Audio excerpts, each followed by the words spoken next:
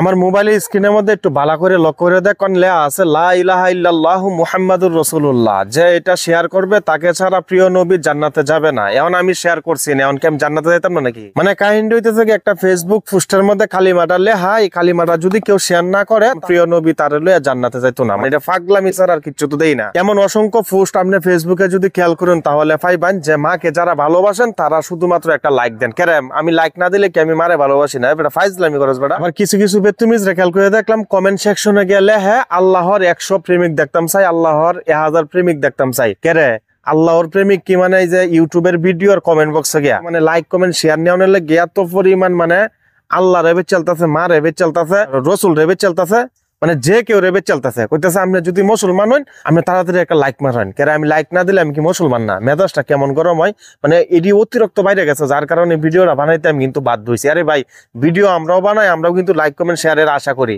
তার মানে এই না যে রসুল রে বেচছে তারপরে আমার লাইক কমেন্ট নেওয়া লাগবো। আবার এই কথাটাও দেখছি অনেকে মারে বেশি ভালোবাসেন নাকি বউরে বেশি ভালোবাসেন। আরে ভাই মার জায়গাত মা, বউয়ের জায়গাত বউ, দুইটা কি এক জিনিস? তাহলে প্রশ্ন করার কি আছে? আবার অনেকেই দেখছি যে এত আবেগী মানুষ সুন্দর জ্ঞান লেখতেছে, বলতেছে আমি মারে ভালোবাসি বেশি, বউরে পরে ভালোবাসি। আরে ভাই বউ আর মা তো এক জিনিসই না, তাহলে পার্থক্য করার কি আছে? মানে যারা লেখছে আবুল কই আপনি ইগনোর করে তো জান গা, এনকে দেখছি ইমোশনাল একটা রিয়েক্ট দেয়, মাকে অনেক বেশি ভালোবাসে, আবার একটা কমেন্টসও করে। আমি এই পোস্টটা দেখে সবচেয়ে বেশি অবাক হইলাম, এই পোস্টটা দেখে সবচেয়ে বেশি আমার কষ্ট লাগলো। লা ইলাহা ইল্লাল্লাহু মুহাম্মাদুর রাসূলুল্লাহ সাল্লাল্লাহু আলাইহি ওয়াসাল্লাম লেখা আছে, তারপরে লেখা আছে যে শেয়ার করবে তাকে ছাড়া প্রিয় নবী জান্নাতে যাবে না। মানে কোন হাদিসে লেখা আছে?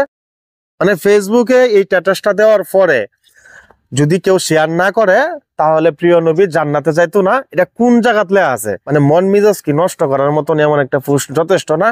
অবশ্যই যথেষ্ট।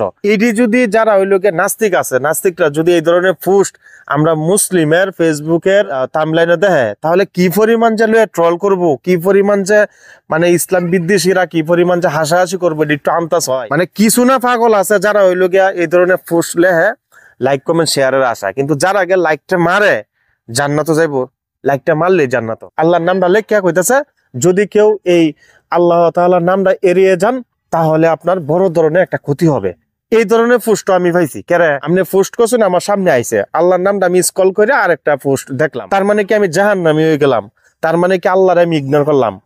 মানে আল্লাহর নামটার লাইক দেওয়ার নাম কি আল্লাহরে ভালোবাসা? আপনি ফেসবুকে সুন্দর সুন্দর পোস্ট করেন, আমি কোনো সময় না করি না, এটা ভালো কাজ। এই ধরনের পোস্টের থেকে আপনারা একটু বিরত থাকবেন। আর আপনারা যারা বেশি আবেগী ইমোশনাল লোক আছেন আপনারা এই ধরনের পোস্ট দেখলেই ডরায় একটা লাইক মারুন, সাবধান আজ থেকে লাইকটা দেন না। যাই হোক আল্লাহ তাআলা আমরা সবাইরে হেফাজত করুক, আমরা সবাইরে সঠিক বুঝদান করুন, বিশেষ করে আমারও সঠিক বুঝদান করুন, আমিন। যাই হোক অনেক কথাবার্তা কইছি, কথার মধ্যে যদি কোনো ভুল ত্রুটি হয় তা অবশ্যই ক্ষমা দৃষ্টিতে দেখবেন, কারণ আমি যেহেতু মানুষ আমার ভুল হইতে রেডি স্বাভাবিক। ভুললি কমেন্ট বক্সে তুলে ধরেন যে এবং কষ্ট করে ভিডিওটা শেয়ার করে দিন। যে আল্লাহ তাআলা আপনারা ভালো রাখুক, সুস্থ রাখুক ও ফাঁসে তো নামাজ আদায় করুন। যে নামাজ আদায় না করলে কিন্তু ফেরেশতারা ডান্ডা মারে টান্ডা করে এলবো। এটা তো আমার সব আপনার যত বড় প্রেসিডেন্টের ফুল হয় না করে।